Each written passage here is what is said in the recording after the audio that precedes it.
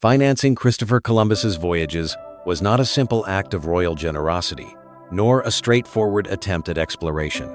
Instead, it was a deeply calculated political, economic, and ideological gamble shaped by the rivalry of empires, the ambitions of monarchs, the evolving financial mechanisms of the late 15th century, and the personal persuasion tactics of a man who would spend years wandering Europe in search of someone bold enough to believe in his controversial vision. For Columbus, the path to patronage was a grueling odyssey long before he ever set foot on a ship bound for the West. His proposal that one could reach Asia faster by sailing directly across the Atlantic was viewed by many scholars and navigators of the era as misguided, if not outright impossible. The distance was too vast, the risks too high, and the outcome too uncertain. Portugal, the maritime powerhouse of the age, rejected his pitch after extensive evaluation. Other courts dismissed him as a dreamer, a foreigner, or a man asking for privileges dangerously close to royal power. Columbus did not seek a modest commission. He demanded titles, wealth, hereditary rights, and a share of future profits, claims so audacious that many rulers viewed them as an affront. Yet it was precisely this audacity that would eventually capture the attention of Spain's monarchs, Ferdinand of Aragon and Isabella of Castile, whose political circumstances, religious motivations, and economic pressures made them receptive to a proposal that other courts deemed foolish. The context into which Columbus brought his idea was a Spain undergoing profound transformation. The marriage of Ferdinand and Isabella had united two powerful kingdoms, creating a political entity poised to compete with Portugal, France, and England. The Reconquista, the centuries-long campaign to drive Muslim powers out of the Iberian Peninsula, was reaching its climactic conclusion with the siege of Granada. War had drained the treasury but also energized a growing sense of Spanish destiny. Moreover, Portugal's dominance in African and Indian Ocean trade routes had placed Spain at a disadvantage. If Columbus's plan worked, Spain could leapfrog Portuguese influence, secure access to Asian wealth, and assert itself as a rising maritime empire. The monarchs did not immediately accept his proposal. Instead, they subjected it to scrutiny by scholars, theologians, cartographers, and financial advisors. For years, committees debated whether the risks justified the investment. Even Isabella, often mythologized as impulsively declaring, "I will undertake the enterprise," was far more cautious and calculated than legend suggests. Financing Columbus required not only royal approval but structural innovation. Medieval monarchies did not maintain vast, flexible treasuries capable of funding large-scale expeditions. Instead, they relied on a patchwork of credit arrangements, noble contributions, church resources, and the expertise of financiers. The voyage of 1492 was made possible through a combination of royal backing and financial engineering. The crown pledged support. The city of Palos was compelled to provide ships as part of a penalty owed to the crown, and Luis de Santangel, treasurer of the royal household of Aragon, advanced a significant loan to cover remaining expenses. Santangel's role was crucial. As a trusted advisor, he persuaded the monarchs that the investment was worth the risk and personally fronted funds that reduced the immediate burden on the cash-strapped crown. His involvement reflects a broader truth about exploration. In this era, it was funded not only by kings and queens, but by bureaucrats, merchants, and financiers, whose influence often surpassed that of nobles. Religious motivations also played a central role in persuading the monarchs. Columbus framed his proposal in spiritual terms, promising that wealth from the Indies would fund a new crusade to reclaim Jerusalem. He portrayed the voyage as part of a divine plan, appealing to Ferdinand and Isabella's identity as Catholic monarchs tasked with expanding Christendom. Isabella, in particular, saw exploration not merely as commerce, but as mission, an opportunity to spread Christianity to lands assumed to be populated by non-believers. This ideological alignment made his request more compelling, transforming a risky commercial expedition into a venture with holy purpose. Another factor in Spain's backing was geopolitical psychology. Columbus approached the monarchs at a moment of opportunism. The fall of Granada in January 1492 freed political and military bandwidth. Spain had just consolidated its power and sought opportunities to project that power outward. The monarchy wanted to match Portugal's maritime achievements, especially after Bartolomeu Dias rounded the Cape of Good Hope in 1488, showing that access to Asian trade via the eastern route was within Portugal's reach. If Spain hoped to counter Portuguese dominance, it needed an alternative path. Columbus offered that alternative, however unconventional or scientifically questionable it seemed. The negotiations between Columbus and the Spanish crown were intense, prolonged, and marked by brinkmanship. At multiple points, Columbus threatened to leave Spain in search of backing from France or England. The monarchs hesitated repeatedly, torn between ambition and prudence.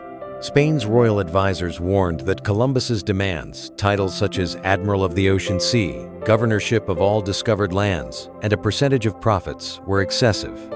Agreeing to them set a precedent that could restrict royal authority in future expansions. Yet Columbus refused to compromise. His stubbornness, unusual for a foreign petitioner, paradoxically reinforced the perception that he believed in the viability of his plan. Eventually, Sant'Angelo intervened, persuading Isabella that the risk was manageable and the potential payoff unprecedented. The monarchs relented, granting Columbus the famed capitulations of Santa Fe, which outlined his privileges and responsibilities. The financing structure of the voyage illustrates how early modern exploration blended public authority with private initiative. The Crown provided political legitimacy and partial funding. Sant'Angelo and other financiers provided liquidity. Local towns contributed resources under obligation. Experienced sailors were recruited. And Columbus himself was granted extraordinary personal stakes. This hybrid model set the stage for future exploration, paving the way for later partnerships between monarchs, merchants, and private investors. The voyage was not simply the vision of a single dreamer. It was the product of a broad network of royal administrators, financiers, maritime experts, and political strategists who collectively believed that the potential rewards justified the gamble. Once financed, the voyage became a geopolitical statement. Spain was announcing its arrival as a global maritime contender. Columbus's ships, the Nina, the Pinta, and the Santa Maria, were modest vessels, yet they carried with them the ambitions of an emerging empire. When the expedition succeeded in reaching lands unknown to Europe, the financial gamble transformed into a cascading wave of imperial expansion, economic exploitation, and cultural collision. The monarch's investment had yielded not a new route to Asia, but something far more consequential: a new world whose resources, people, and territories would come to define global history. Yet the story of financing Columbus is far more complex than triumphant mythology suggests. His royal backers were not simply visionaries. They were sovereigns, balancing risk, politics, and ideology. The voyage that launched European expansion into the Americas was not funded by romantic spontaneity, but by strategic calculation, financial maneuvering, and the ambitions of leaders who saw in Columbus not certainty, but possibility. It was the interplay of these forces: religious conviction, geopolitical rivalry, economic pressure, bureaucratic persuasion, and royal ambition that ultimately brought the voyage to life, showing how exploration at the dawn of the modern era depended not on a single heroic figure, but on an intricate web of patrons, financiers, and political forces working in concert to support a daring leap of faith across an ocean whose vastness and mystery remained, to most Europeans of the 15th century, an intimidating and unfathomable expanse that only the boldest rulers and the most relentless dreamers were willing to venture into the unknown, wagering their fortunes and reputations on a horizon that no European had ever crossed with intent. In the second phase of this story, after Columbus secured royal backing and set sail under the Spanish banner, the meaning of that financial decision becomes clearer through its consequences. How the monarchs reacted to the results of Columbus's voyage, how his relationship with the crown evolved, and how the discovery he enabled reshaped Spain's economy, its global strategy, and the structure of early modern imperial finance.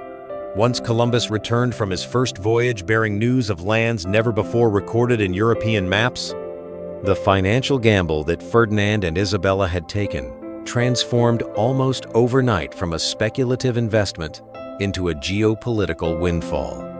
Even though Columbus had not reached Asia, the discovery of territories to the west meant that Spain now possessed access to something even greater than spices or silk. Entire continents ripe for exploration, conversion, and eventually extraction. Yet in these early years, the Crown's reaction was marked by a combination of euphoria, caution, and an urgent need to secure legal and diplomatic footing. Spain moved quickly to negotiate with the papacy, resulting in the papal bulls of 1493 and the Treaty of Tordesillas in 1494, which divided the non-European world between Spain and Portugal. These diplomatic maneuvers were, in essence, a continuation of the same logic that had animated the financing of Columbus's voyage: geopolitical competition wrapped in the moral language of religious mission. The financial structure supporting further expeditions expanded rapidly. The Crown, now seeing the potential stakes, increased its investment in ships, crews, and supplies. New financiers joined the enterprise, including merchants from Seville and Genoese banking families who recognized the possibility of unprecedented returns. Spain also created administrative mechanisms to regulate and profit from exploration. The Casa de la Contratación in Seville oversaw licenses, trade, taxation, and navigation for voyages to the New World. This institution reflected a crucial shift. What began as a risky, semi-private venture was quickly becoming a financially organized and bureaucratically managed imperial project. Spain understood that to control new territories, it needed not only explorers, but accountants, mapmakers, judges, tax collectors, and naval inspectors. Thus, the financing of discovery evolved into the financing of empire.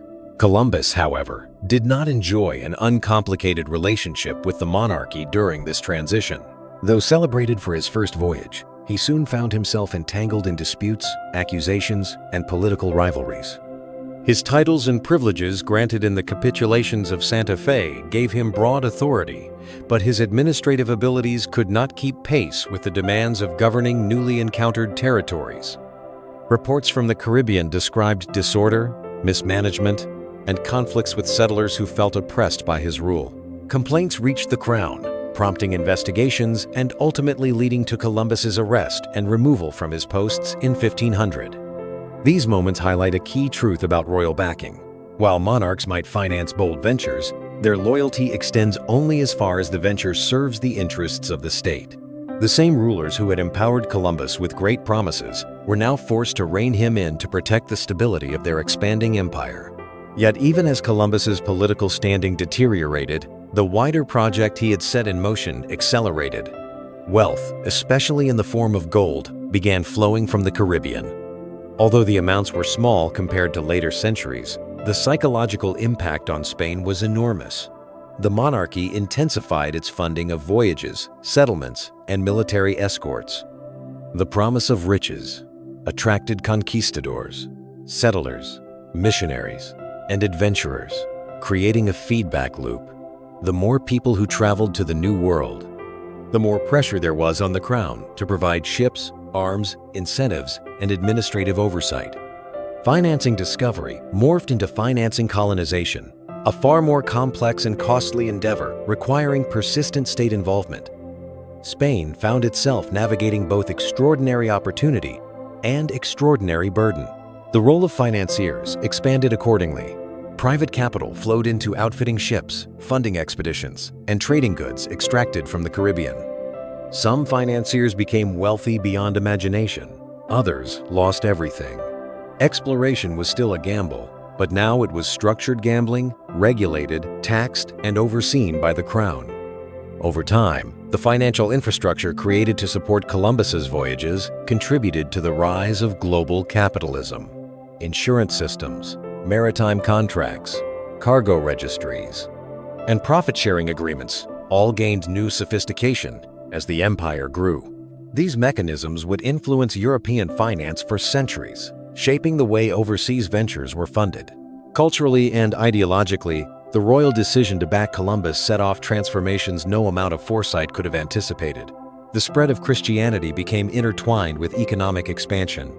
Missionaries accompanied settlers, building churches, converting indigenous populations, and restructuring social systems in ways that served both spiritual and imperial interests. The monarchs, increasingly framed their imperial mission as a divine obligation. This reinforced their political legitimacy and justified enormous financial investment into the New World. What had begun as a calculated commercial expedition was now evolving into a civilizational project. But the consequences for the indigenous peoples of the Americas were catastrophic. The financing that made Columbus's voyage possible also unlocked a chain of events that brought disease, displacement, forced labor, and profound cultural disruption. While Columbus's financiers measured returns in gold and prestige, indigenous communities measured cost in survival. The financial structures that supported exploration evolved into systems of extraction, from encomienda labor grants to tribute systems that enriched colonizers and the crown while devastating native populations. These human costs were rarely calculated in ledgers, yet they remain the most profound legacy of the funding that launched the age of European expansion. By the time Spain fully understood the enormity of what it had acquired, the monarchy had transformed from a regional power into the world's first truly global empire. The financing of Columbus had been the spark, but the empire that followed required enormous ongoing investment. Fleets to protect sea routes, garrisons to defend colonies, administrators to maintain order, and continual capital to build and sustain settlements. The royal backers of discovery became the imperial managers of conquest, and Spain spent centuries grappling with the financial paradox of empire. Enormous wealth flowing in, enormous costs required to sustain it. In retrospect, the financing of Columbus stands as a hinge moment in world history, where political ambition, religious fervor, economic strategy, and human aspiration converged. It shows how exploration was never solely the achievement of visionary individuals, but the outcome of complex networks of power, finance, and ideology. Columbus's voyage succeeded not because he was a lone genius, but because a monarchy, at a specific moment in time, calculated that the potential rewards of backing him outweighed the risks. The consequences of that calculation reshaped the globe, redrew maps, redefined economies, and set the stage for centuries of encounter, conflict, and exchange. And in this sense, the story of how